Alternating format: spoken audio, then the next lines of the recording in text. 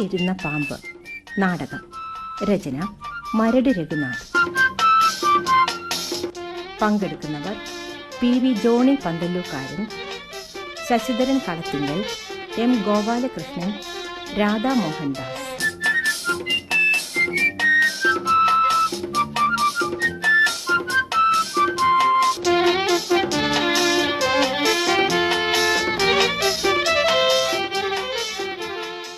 ആരാത്?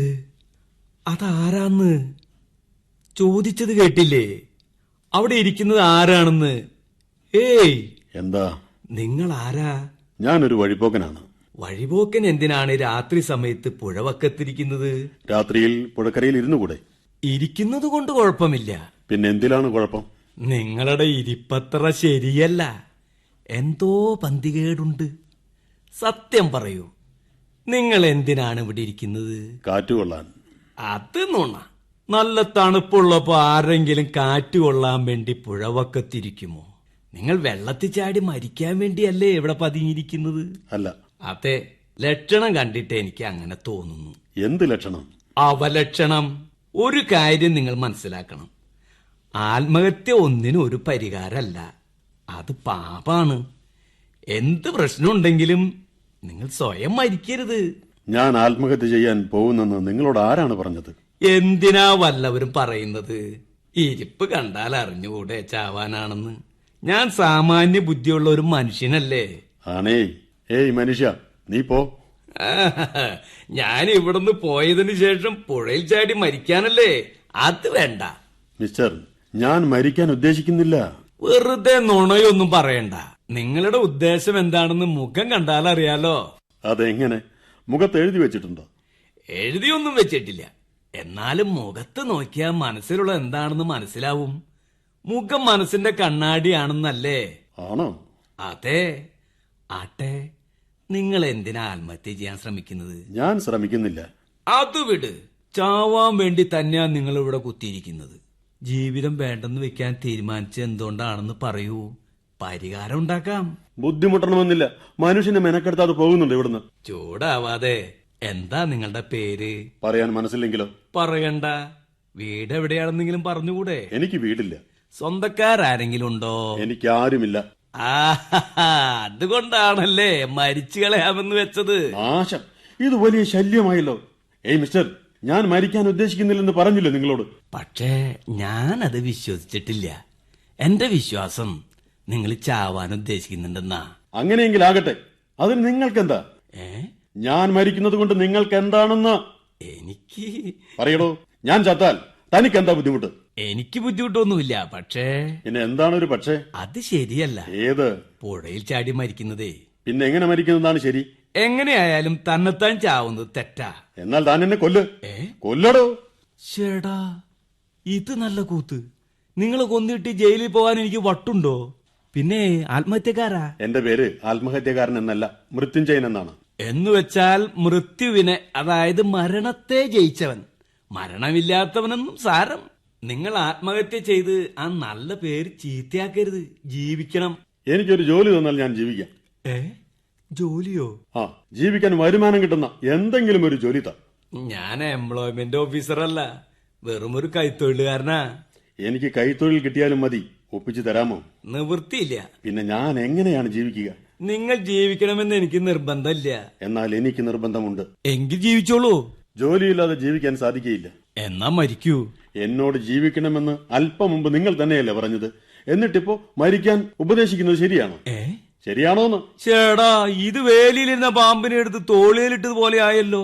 നിങ്ങൾക്കിപ്പോ എന്താ വേണ്ടത്? പറഞ്ഞില്ലേ, എന്തെങ്കിലും ഒരു ജോലി. എന്നാലേ മറ്റുള്ളവർക്ക് ജോലി ഉണ്ടാക്കി കൊടുക്കലല്ല എന്റെ ജോലി. ഞാൻ എന്റെ പാട്ടിന് പോണു. അങ്ങനെ പോയാലോ? നിൽക്കവിടെ. എന്റെ പ്രശ്നത്തിന് പരിഹാരം ഉണ്ടാക്കിയിട്ട് പോയാൽ മതി. ഇതൊരു കുരിശായല്ലോ. ഏയ് മനുഷ്യ. ഏയ് മൃത്യുഞ്ജയൻ. ഏത് ജയനായാലും ഞാനൊരു കാര്യം പറഞ്ഞേക്കാം. എന്റെ പ്രശ്നം പരിഹരിക്കുന്ന കാര്യമാണെങ്കിൽ മാത്രം പറഞ്ഞാൽ മതി. വേറൊന്നും എനിക്ക് കേൾക്കണ്ട. മരണമല്ലേ നിങ്ങളുടെ പ്രശ്നം? അല്ല. പിന്നെന്താ? ജീവിതമോ? അതുമല്ല, ജീവിക്കാൻ ഒരു ജോലി. അത് ഏർപ്പാടാക്കി തരാമെന്ന് സമ്മതിക്കാതെ തന്നെ ഞാൻ വിടില്ല. ചേടാ, വല്ലാത്തൊരു കെണിയിലാണല്ലോ ഞാൻ അകപ്പെട്ടത്. പിന്നെ മൃത്യുഞ്ജയ, എന്താ? ഇന്നത്തെ കാലത്ത് ജോലി കിട്ടാൻ പ്രയാസമാ. അഥവാ കിട്ടിയാലും അതിൽ നിന്നുള്ള വരുമാനം ജീവിത ചെലവിന് തികയില്ല. അതുകൊണ്ട് ജീവിതം വേണ്ടെന്ന് വെക്കുന്നതാ നല്ലത്. എന്ന് വെച്ചാൽ ഞാൻ മരിക്കണമെന്നോ? അതെ, സമാധാനായിട്ട് മരിച്ചോളൂ. മനസ്സില്ല. ഏ മരിക്കാൻ എനിക്ക് മനസ്സില്ലെന്ന്. ജീവിക്കാൻ നിവൃത്തിയുമില്ലല്ലോ നിങ്ങൾക്ക്, പിന്നെ എന്തു ചെയ്യും? എന്ത് ചെയ്യണം? എന്തെങ്കിലും ചെയ്യേ. എന്ന് പറഞ്ഞാൽ എങ്ങനെയാ? ഞാനും നിങ്ങളെ പോലെ ഒരു മനുഷ്യനാണ്. എനിക്കുമുണ്ട് വിശപ്പും ദാഹവും. വിശപ്പടക്കാൻ തൽക്കാലം ഞാനൊരു സാധനം തരാം. എന്ത് സാധനം? ഉണ്ട, അവലോസുണ്ട. ഭാര്യയ്ക്ക് കൊടുക്കാൻ വേണ്ടി വാങ്ങിച്ചതാ. പൊതി അഴിച്ച് 2 ഉണ്ട എടുത്ത് തരട്ടെ? വേണ്ട. വേണ്ടെങ്കി വേണ്ട, ഞാൻ എന്റെ വീട്ടിലേക്ക് പോണു. കൂടെ ഞാനും വരുന്നുണ്ട്. എങ്ങോട്ട്? തന്റെ വീട്ടിലേക്ക്. എന്തിനാണ് നിങ്ങൾ എന്റെ വീട്ടിൽ വരുന്നത്? ജീവിക്കാൻ. താനാണ് എന്നോട് ജീവിക്കണമെന്ന് പറഞ്ഞിട്ടുള്ളത്. എന്റെ വീട്ടിൽ വന്ന് ജീവിക്കണമെന്നല്ലല്ലോ പറഞ്ഞത്. എനിക്ക് വീടില്ല, അതുകൊണ്ടാ തന്റെ കൂടെ വരുന്നത്. എന്നാലേ വീടും കുടിയുമില്ലാത്തവർക്ക് കുടി പാർക്കാൻ വേണ്ടിയല്ല ഞാൻ പുരമണത്തിട്ടിരിക്കുന്നത്. എനിക്ക് താമസിക്കാൻ വേണ്ടിയാ. നിങ്ങളുടെ കൂടെ ഞാനും കഴിഞ്ഞാൽ എന്താ കുഴപ്പം? ശരിയാവില്ല. നമുക്ക് ശരിയാക്കാം. വേണ്ട, എന്ത് വന്നാലും നിങ്ങൾ എന്റെ വീട്ടിൽ താമസിക്കാൻ ഞാൻ സമ്മതിക്കില്ല. സമ്മതിച്ചില്ലെങ്കിലും ഞാൻ താമസിക്കും. വാശി പിടിക്കല്ലേ. ഈ വിക്രമനെ നിങ്ങൾ ശരിക്കും മനസ്സിലാക്കിയിട്ടില്ല. ഞാൻ വലിയ പടത്തലവന്റെ പരമ്പരയിൽപ്പെട്ടവനാ. അതുകൊണ്ട് എന്താ? എന്നോട് കളിച്ചാൽ അത് നിങ്ങളുടെ അവസാനത്തെ കളിയായിരിക്കും. ചുമ്മാ തമാശ പറയാതെ. വിക്രമൻ, നടക്ക്, നമുക്ക് വീട്ടിലേക്ക് പോകാം. നമുക്ക് പോകണ്ട, ഞാൻ പോകാം. ഞാനും വരട്ടെന്നേ. അരുത്, എന്റെ കൂടെ വരരുത്. വരും. വേണ്ട. ഓടല്ലേ, നിൽക്ക് വിക്രമ. വിക്രമ, ഇല്ല, ഞാൻ നിൽക്കില്ല, നിൽക്കില്ല, നിൽക്കില്ല.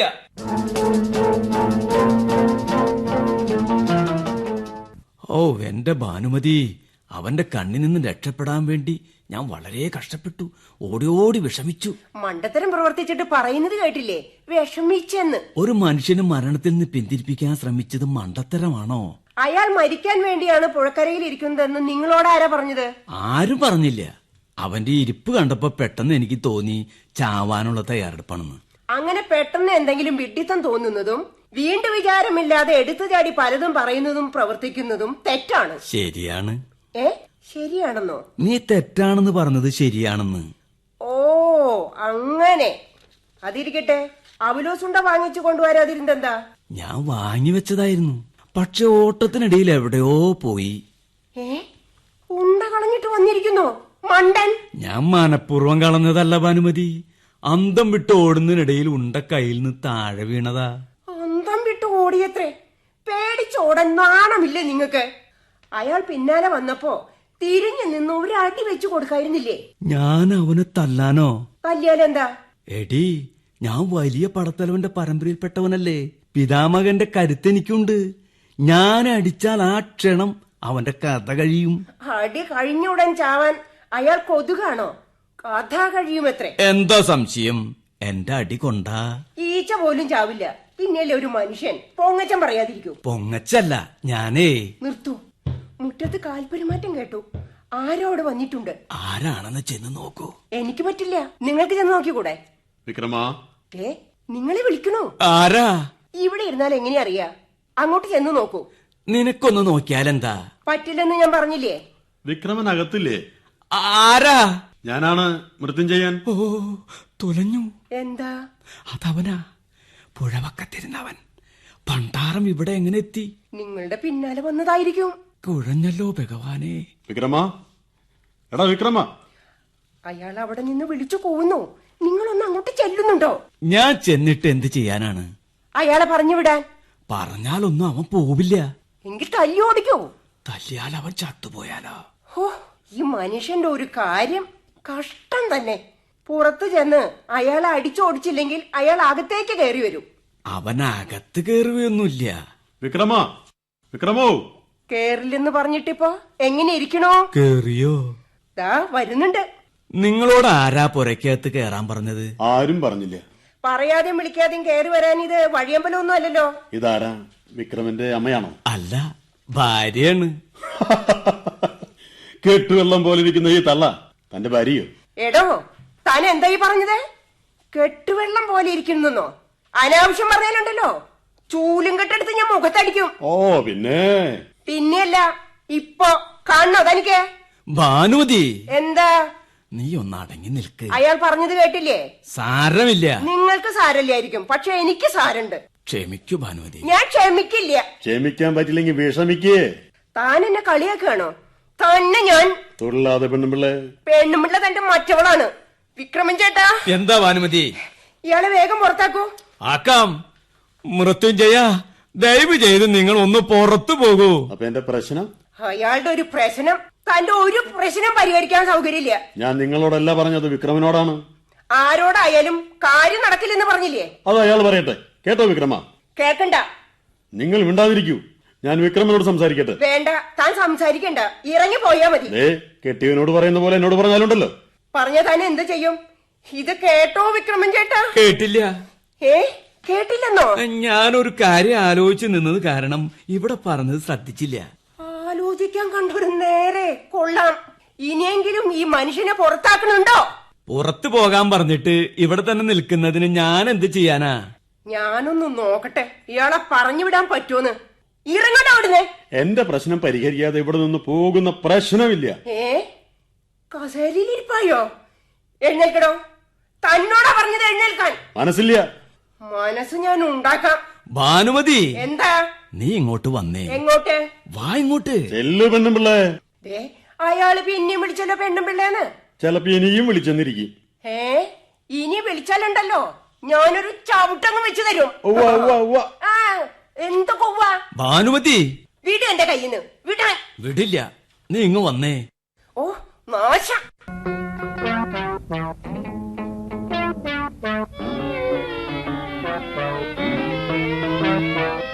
കുടിക്കാൻ അല്പം വെള്ളം ഇങ്ങെടുക്ക്. ഇതിനാണ് എന്നെ പിടിച്ചു വലിച്ച് അടുക്കളയിലേക്ക് കൊണ്ടുവന്നത്? അല്ല, ഉമ്മറത്തെ മുറിയിൽ വെച്ച് നീ അവനുമായി വഴക്കൂടുന്ന ബേളം കേട്ട് അയൽപ്പക്കത്തുള്ളവർ ഓടി വന്നാ നാണക്കേടാവുമെന്ന് കരുതിയാ നീ വെള്ളം എടുക്ക്. എനിക്ക് പറ്റില്ല. വേണമെങ്കിൽ ചെന്ന് കുടിക്കൂ. നീ ഇങ്ങനെ ദേഷ്യപ്പെട്ടാലോ? കുറച്ചു സമയം ഇവിടെ അടങ്ങിയിരിക്കേ. ഞാനിവിടെ അടങ്ങിയിരുന്നാലേ അയാൾ അവിടെ ചടങ്ങിയിരിക്കും. ഇരിക്കട്ടെ. ഇരിക്കണ്ട, എന്നെ വിടൂ. ഞാൻ അങ്ങോട്ട് ചെല്ലട്ടെ. എന്നിട്ട് എന്തിനാണ്? അയാളുടെ കരണക്കുറ്റിക്കിട്ട് ഒന്ന് പൊട്ടിക്കാൻ. വേണ്ട വേണ്ട, കുഴപ്പമാവും. എന്തു കുഴപ്പം? അയാൾ എന്നെ തിരിച്ചു തല്ലോ? അവൻ നിന്നെ തല്ലിയാ സാരമില്ലെന്ന് വെക്കാം. തലോടിയാലോ? എന്ത് ചെയ്യാനും മടിക്കാത്ത ദുഷ്ടനാണവൻ. എന്ന് വെച്ച് ഒന്നും ചെയ്യാതിരുന്നാൽ അയാൾ ഒഴിവാക്കുന്നത് എങ്ങനെയാ? ആലോചിക്കട്ടെ, എന്തെങ്കിലും വഴിയുണ്ടോന്ന്. ആലോചിച്ച് സമയം കളഞ്ഞാൽ അയാൾ ആ ഉമ്മറത്തെ മുറിയിൽ കിടന്ന് ഉറക്കാവും. ഉറങ്ങട്ടെ. ഉറങ്ങി കിടക്കുമ്പോ അവനെ പൊക്കിയെടുത്ത് പുഴയിൽ കൊണ്ടു ചെന്നിടാം. നടപ്പുള്ള കാര്യം വല്ലതുണ്ടെങ്കിൽ പറയൂ മനുഷ്യ. പുഴയിലിടാമത്രേ. പിന്നെ എന്ത് ചെയ്യണം? എനിക്കൊരു ബുദ്ധി തോന്നുന്നുണ്ട്. പെൺബുദ്ധി പിൻബുദ്ധിയാണെന്നാ പ്രമാണം. എന്നാലും കേക്കട്ടെ. അതായത് അയാൾ ഇരിക്കുന്ന മുറിയിൽ പുകയിടാം. പുകച്ച് പുറത്തു ചാടിക്കാൻ അവൻ വല്ല എലിയാണോ? ഞാൻ മുഴുവൻ അങ്ങോട്ട് പറയട്ടെ? വേണ്ട, കുറച്ച് പറഞ്ഞപ്പോ തന്നെ മനസ്സിലായി ബുദ്ധിയല്ല ദുർബുദ്ധിയാണെന്ന്. എങ്കിൽ ഞാനിനി ഒന്നും പറയണില്ല. നിങ്ങളുടെ ഇഷ്ടം പോലെ എന്താണെന്ന് വെച്ചാൽ ചെയ്തോളൂ. ശരി, ഞാനൊന്ന് ആലോചിക്കട്ടെ. ആലോചിച്ച് തല പുണ്ണാക്കാൻ അല്ലാതെ നിങ്ങൾക്ക് എന്തെങ്കിലും ചെയ്യാൻ കഴിയുമോ? എന്ത് ചെയ്യാൻ കഴിയുമെന്ന് ആലോചിക്കട്ടെ. നിങ്ങളുടെ ഒരു മുടിഞ്ഞ ആലോചന. വീട്ടിൽ നിന്ന് ഇറക്കി വിട്ടില്ലെങ്കിൽ അയാൾ വല്ല അക്രമം പ്രവർത്തിക്കും. ഈ വിക്രമനോട് അക്രമം പ്രവർത്തിക്കാനോ? അതിനുള്ള കഴിവൊന്നും അവനില്ല. അയാൾ എന്ത് ചെയ്യാനും മടിക്കാത്തവനാണെന്നല്ലേ നിങ്ങൾ പറഞ്ഞത്? അത് ശരിയാണ്. അങ്ങനെയെങ്കിൽ ആളെ കൊല്ലാനും മടി കാണില്ല. കാണില്ല. നിങ്ങൾ ഉറങ്ങിക്കിടക്കുമ്പോ അയാൾ കഴുത്തിൽ ഞെരിച്ച് കൊല്ലാൻ ശ്രമിച്ചാലോ? ഞാൻ മരണത്തിൽ നിന്നും പിന്തിരിപ്പിച്ചവൻ എന്റെ മരണത്തിന് കാരണക്കാരനാവുമെന്നോ? ആവശ്യമില്ലാതെ മറ്റുള്ളവരുടെ ജീവൻ രക്ഷിക്കാൻ ശ്രമിച്ചാൽ സ്വന്തം ജീവൻ അപകടത്തിലാകുമെന്ന് ഇപ്പൊ മനസ്സിലായോ? ആയി. ജീവൻ നിലനിർത്താൻ എന്താണ് ഒരു മാർഗം? ഒരു വഴിയേ ഉള്ളൂ. എത്രയും വേഗം അയാളെ തല്ലി ഓടിക്കുക. ഞാൻ തല്ലിയാൽ അവൻ ചത്തുപോവും. ചാവുന്നെങ്കിൽ ചാവട്ടെ. നിങ്ങൾ ചെന്ന അയാളെ ശരിക്കും ഒന്ന് പൂച്ച്. അതല്പം കടന്ന പ്രയോഗമാണ്. പ്രയോഗിച്ചേ പറ്റൂ. ചെല്ലൂ. ചെല്ലാം. അയ്യോ ഭാനുമതി, അയ്യോ ഭാനുമതി. എന്താ എന്താ? പോയി. തല്ലുകൊണ്ടാൽ അയാൾ ചൂല് പോലെ ഇറങ്ങി പോകുന്ന എനിക്കറിയാമായിരുന്നു. അവൻ പോയില്ല, അവന്റെ കാറ്റ് പോയി. മരിച്ചോ?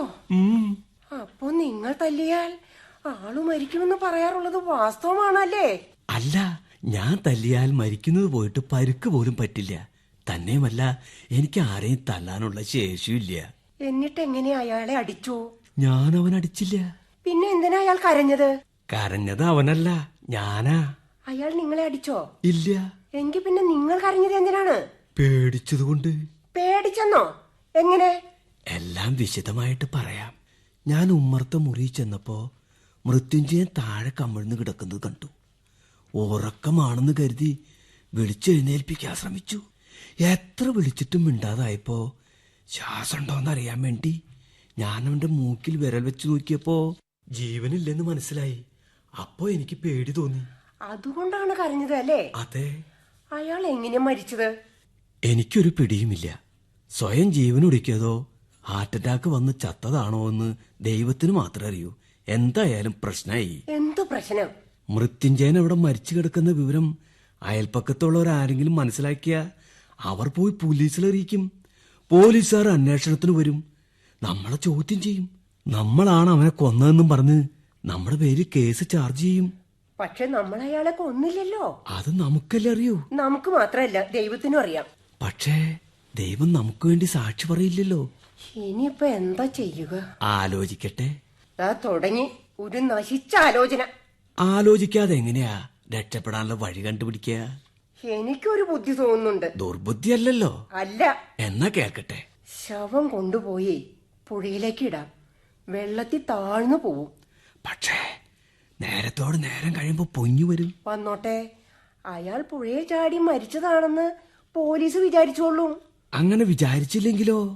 അവർ അന്വേഷണം നടത്തി മൃത്യുഞ്ജയൻ ഇവിടെ വെച്ചാണ് മരിച്ചതെന്ന് മനസ്സിലാക്കിയാൽ നമ്മൾ കുടുങ്ങും. വേറെ എന്താ രക്ഷാമാർഗം? പോലീസ് സ്റ്റേഷനിൽ ചെന്ന് നടന്ന സംഗതികൾ തുറന്നു പറഞ്ഞാലോ? പറഞ്ഞ കുഴപ്പല്ലേ? പറയാതിരുന്നാലാ കുഴപ്പം. ഇവിടെ ശവം കിടക്കുന്നുണ്ടെന്ന് മറ്റാരെങ്കിലും പറഞ്ഞ് പോലീസുകാരറിയാനിട വന്നാൽ തീർച്ചയായും അവർ നമ്മളെ സംശയിക്കും. ആദ്യമേ നമ്മൾ സ്റ്റേഷനിൽ ചെന്ന് വിവരം അറിയിച്ചാൽ കൊലക്കേസിൽ അകപ്പെടാതെ നമ്മൾ രക്ഷപ്പെടുമോ? രക്ഷപ്പെടുമെന്നാണ് എന്റെ വിശ്വാസം.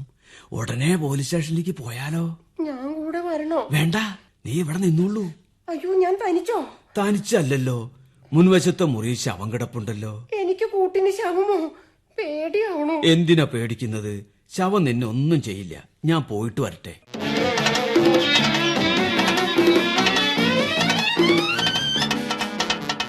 നുണയല്ല സാർ, ഞാൻ പറഞ്ഞതെല്ലാം സത്യമാണ്. പക്ഷേ വിശ്വസിക്കാൻ പറ്റുന്നില്ലല്ലോ വിക്രമ. വിശ്വസിക്കണം സാറേ, എന്റെ ഭാര്യയാണ് സത്യം. പറഞ്ഞതെല്ലാം നേരാണ്. കളവ് പറഞ്ഞ് രക്ഷപ്പെടാൻ ശ്രമിക്കുന്നോടാ റാസ്കൽ. ഹെഡ് കോൺസ്റ്റബിൾ ദയാനന്ദന്റെ സ്വഭാവം നിനക്കറിയില്ല.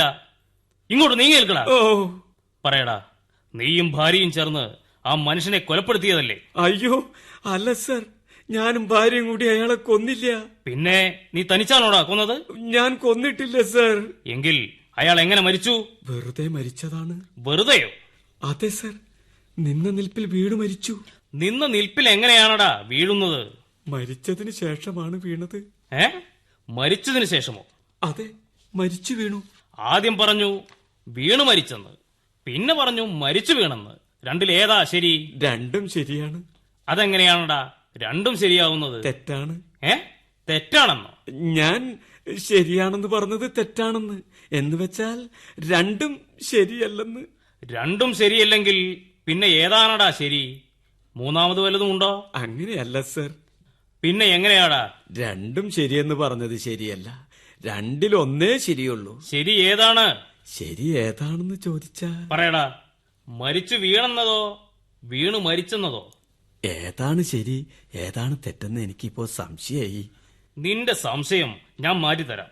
സത്യം പറയടാ, നീ എങ്ങനെയാണടാ അയാളെ കൊലപ്പെടുത്തിയത്? സർ, ഞാൻ കൊലപ്പെടുത്തിയതല്ല, അയാൾ കൊല്ലപ്പെട്ടതാണ്. എങ്ങനെ? അതെനിക്കറിയില്ല. സ്വന്തം വീട്ടിൽ വെച്ച് അന്യവരുത്തൻ മരിച്ചത് എങ്ങനെയെന്ന് നിനക്കറിയില്ലെന്നോ? സത്യമായിട്ട് എനിക്കറിയില്ല സാറേ. അയാൾ മരിക്കുന്നത് ഞാൻ കണ്ടിട്ടില്ല. മരിച്ചെന്നെങ്ങനെ നീ മനസ്സിലാക്കി? അയാളുടെ മൂക്കിൽ വിരൽ വെച്ച് നോക്കിയപ്പോ എനിക്ക് മനസ്സിലായി. എന്തിനാ മൂക്കിൽ വിരൽ വെച്ച് നോക്കിയത്? ജീവനുണ്ടോന്നറിയാൻ. കള്ള റാസ്കൽ, തല്ലിക്കൊന്നിട്ട് ജീവനുണ്ടോ എന്നറിയാൻ മൂക്കിൽ വിരൽ വെച്ച് നോക്കി അല്ലേ? സർ, ഞാൻ അയാളെ തല്ലിക്കൊന്നില്ല. പിന്നെ എങ്ങനെയാടാ കൊന്നത്? ഞാൻ കൊന്നിട്ടില്ല സർ, ഞാൻ കൊന്നിട്ടില്ല. എങ്കിൽ അയാൾ എങ്ങനെ മരിച്ചു? എനിക്കറിയില്ല. നിനക്കറിയാം. നടന്ന സംഗതി തത്ത പറയുന്നത് പോലെ നിന്നെ കൊണ്ട് ഞാൻ പറയിക്കാം. ഇങ്ങോട്ട് മാറില്ല. എന്തിനാണ് സാറേ? നിന്റെ 6ാം ഭാര്യയിൽ നോക്കി ഒരെണ്ണം തരാൻ. ഇടിക്കരുത് സാറേ, ഇടികൊള്ളാനുള്ള ആരോഗ്യം എനിക്കില്ല. ഇടിച്ചു കൊല്ലാൻ ആരോഗ്യമുണ്ട് അല്ലേ? സർ, ഞാൻ അയാളെ ഇടിച്ചു കൊന്നില്ല. പിന്നെ എങ്ങനെയാടാ നീ അയാളെ വകവരുത്തിയത്? സർ, ഞാനല്ല അയാളെ കൊന്നത്. പിന്നെ ആരാണ്? നിന്റെ ഭാര്യയോ? അവളല്ല. അവൾക്ക് അയാളെ കൊല്ലാൻ അറിയില്ല. സംഭവം നടക്കുമ്പോ നീയും ഭാര്യയുമല്ലാതെ വേറെ ആരെല്ലാമാണ് വീട്ടിലുണ്ടായിരുന്നത്? നിന്റെ അച്ഛൻ? അച്ഛനുണ്ടായിരുന്നില്ല. എങ്ങോട്ട് പോയി? മരിച്ചുപോയി. സത്യമാണോ? അതെ സർ, ഞാൻ ജനിക്കുന്നതിന് 2 കൊല്ലം മുമ്പ് അച്ഛൻ മരിച്ചു. നീ ജനിക്കുന്നതിന് 2 കൊല്ലം മുമ്പ് നിന്റെ അച്ഛൻ മരിച്ചത്? അല്ല സർ, തെറ്റിപ്പോയി. ഞാൻ ജനിച്ച് 2 കൊല്ലം കഴിഞ്ഞപ്പോ അച്ഛൻ മരിച്ചു. അമ്മ ജീവിച്ചിരിപ്പുണ്ടോ അതോ മരിച്ചുപോയോ? മരിച്ചുപോയില്ല, ഒരു തമിഴന്റെ കൂടെ ഒളിച്ചുപോയി. നിനക്ക് മക്കളുണ്ടോ? ഇല്ല സർ, ഞാൻ പ്രസവിച്ചിട്ടില്ല. തെറ്റിപ്പോയി, എന്റെ ഭാര്യ പ്രസവിച്ചിട്ടില്ല. എന്താടാ പറയുന്നതെല്ലാം തെറ്റിപ്പോകുന്നത്? പരിഭ്രമം കൊണ്ടാണ് സർ. കൃത്യം നടന്നത് എത്ര മണിക്കാണടാ? കൃത്യമായിട്ട് എനിക്കറിയില്ല സർ. എന്താ കാരണം? ആ സമയത്ത് എന്റെ കയ്യിൽ വാച്ച് ഉണ്ടായിരുന്നില്ല. ഉണ്ടായിരുന്നെങ്കിൽ നീ സമയം നോക്കി വെക്കുമായിരുന്നോ?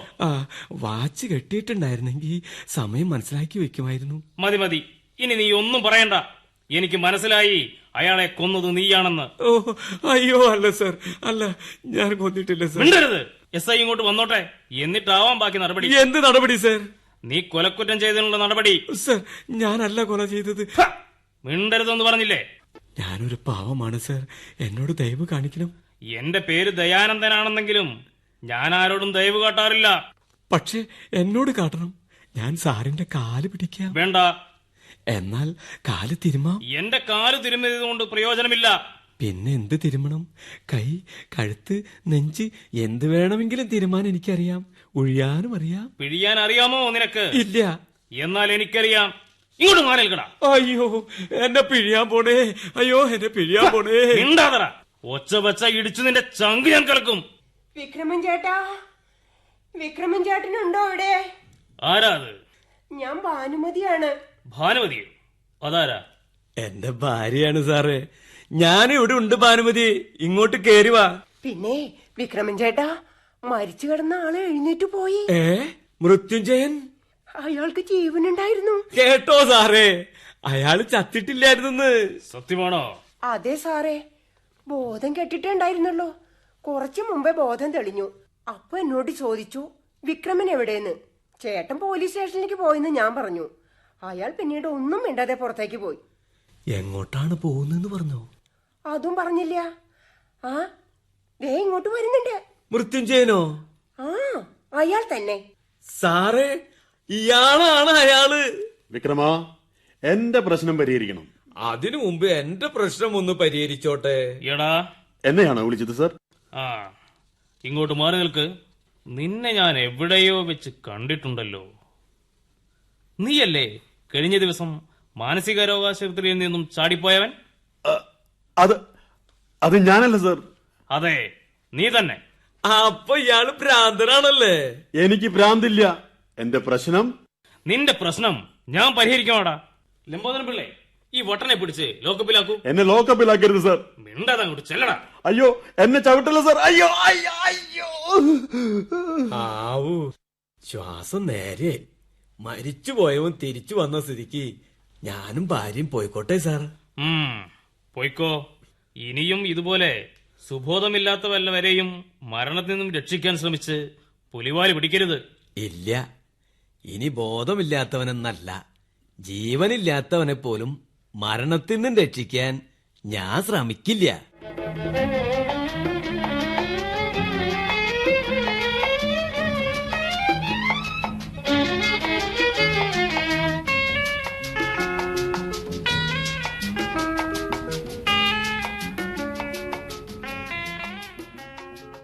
വേലിയിലിരുന്ന പാമ്പ്, മരട് രഘുനാഥ് എഴുതിയ നാടകം സമാപിക്കുന്നു.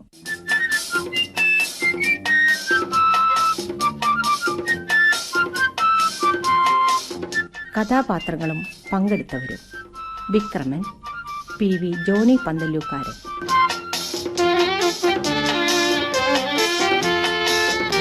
മൃത്യുഞ്ജയൻ ശശിധരൻ കളത്തിങ്കൽ, ദയാനന്ദൻ M ഗോപാലകൃഷ്ണൻ,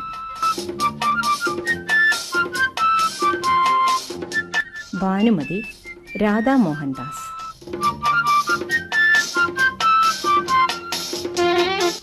സംവിധാനം ഉമാ ബാലൻ.